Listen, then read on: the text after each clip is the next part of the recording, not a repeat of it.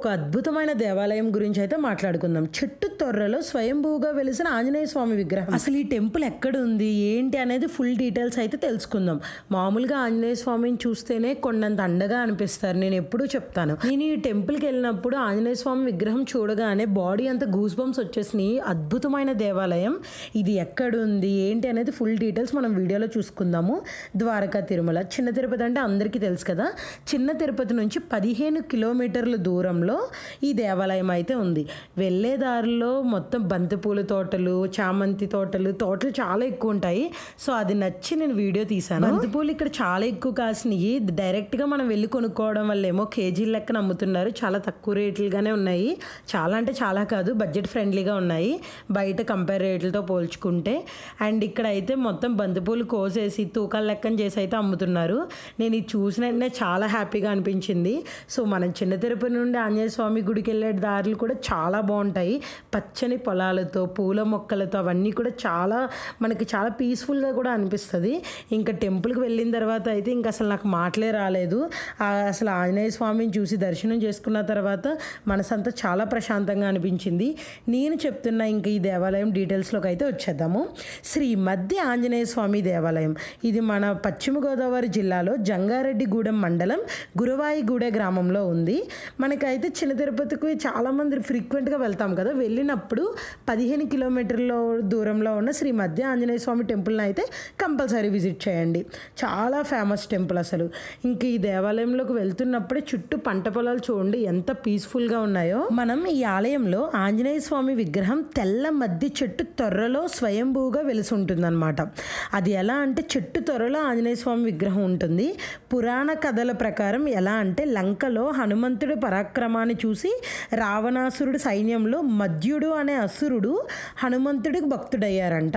అప్పుడు కలియుగంలో మద్యుడు గురవాయిగూడ ప్రాంతంలో పుట్టి ఎర్రకాలువ ఒడ్డున హనుమంతుడిని ఆరాధించేవారు. అతడి భక్తిని చూసి హనుమంతుడు తెల్ల మద్ది చెట్టు తొర్రలో స్వయంభూగా వెలిసాడని ప్రతీక. ఇంకా మనం ఈ టెంపుల్లో అయితే గోపురం అయితే ఉండదు. ఎందుకు అంటే మద్ది చెట్టే గోపురంగా నిలిచింది. ఇదే ఈ ఆలయం యొక్క ప్రత్యేకత. ఇంకా నేను చిన్న తిరుపతిలో దర్శనం చేసుకుని వెళ్ళాను కదా. నేను వెళ్ళే టైం వచ్చేసి 2 అయింది. బట్ టెంపుల్ అయితే ఎగ్జాక్ట్గా 3:30కి అలా ఓపెన్ చేస్తారు. సో అప్పటి వరకు అయితే వెయిట్ చేసి టెంపుల్ ఓపెన్ అయిన తర్వాత నేను వెళ్ళాను. ఈలోగానే భక్తులు ప్రదర్శనలు అయితే స్టార్ట్ చేసేసారు. చాలామంది మొక్కులతో వచ్చారు. 108 సార్లు ప్రదర్శనలు మొక్కులు అయితే చెల్లించుకుంటున్నారు. నేను వెళ్ళిన టైంకి ఇంకా గుడి ఓపెన్ చేయలేదు కాబట్టి నేను గుడి చుట్టూ తిరిగి అయితే వీడియో తీస్తున్నాను. గుడి చాలా పెద్దగా ఉంది. చుట్టూ ప్రశాంతంగా అన్ని మొక్కలతో పెంచుతూ చాలా పీస్ఫుల్గా అనిపించింది. చూడగానే నా మనసుకి చాలా హ్యాపీనెస్ వచ్చేసింది అనమాట. అండ్ మెయిన్గా ప్రదర్శనలు చేయడానికి ఎలా అంటే ఫస్ట్ 21 ప్రదర్శనలు చేసి మొక్కుకోవాలి. దేవుడా నాకు ఈ కోరిక తీర్చు అని. కోరిక నెరవేరిన తర్వాత 108 ప్రదర్శనలు చేసి స్వామికి కృతజ్ఞతలు తెలుపుతారనమాట. ఇక్కడ ఇలా చేసుకుంటే కోరుకున్న కోరిక కంపల్సరీ తీరుద్దని గట్టిగా నమ్ముతారు. ఇంకో విషయం ఏంటి అంటే నవగ్రహ దోష నివారణ. మనం నవగ్రహ దోష నివారణలు జరగడానికి మామూలుగా మనం నవగ్రహాల గుడికి వెళ్ళి దండం పెట్టుకుంటాం కదా.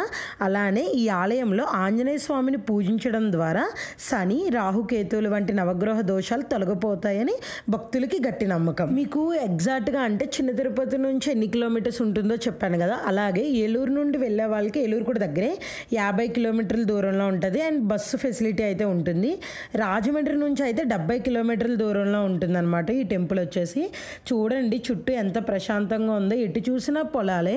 అండ్ ఆ మండపాలు అవి కూడా చాలా పెద్దగా ఉన్నాయి. ఎంతమంది భక్తులు వచ్చినా కూర్చోవడానికి అది కూడా. అండ్ గుడి ఓపెన్ కాకముందే చూడండి ఎంతమంది భక్తులతో అయితే కిటకిటలాడుతుందో గుడి. అండ్ గుడి లోపల అయితే ఫోటోలు, వీడియోలు అసలు తీయకూడదు. సో అందుకే నేను గుడి మొత్తం బయట మొత్తం మీకైతే తీసి చూపిస్తున్నాను. అండ్ ప్రసాదం కూడా చాలా బాగుంది.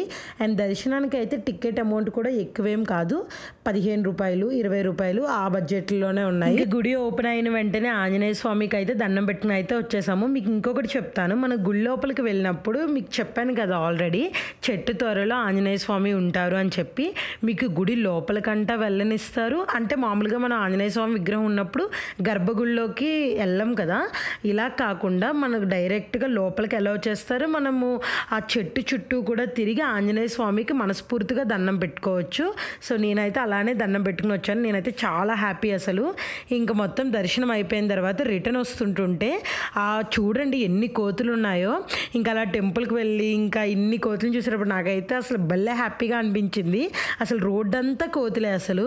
ఇంకా ఇలా ఇంటికి వస్తున్నప్పుడు మంచిగా పంట పొలాలు అవన్నీ కూడా ఉన్నాయి. నేను మధ్యలో వీడియో అవి కూడా దిగా అయితే తీసుకున్నాను. ఈ వీడియో మీ అందరికీ నచ్చినట్లయితే please like, share and subscribe.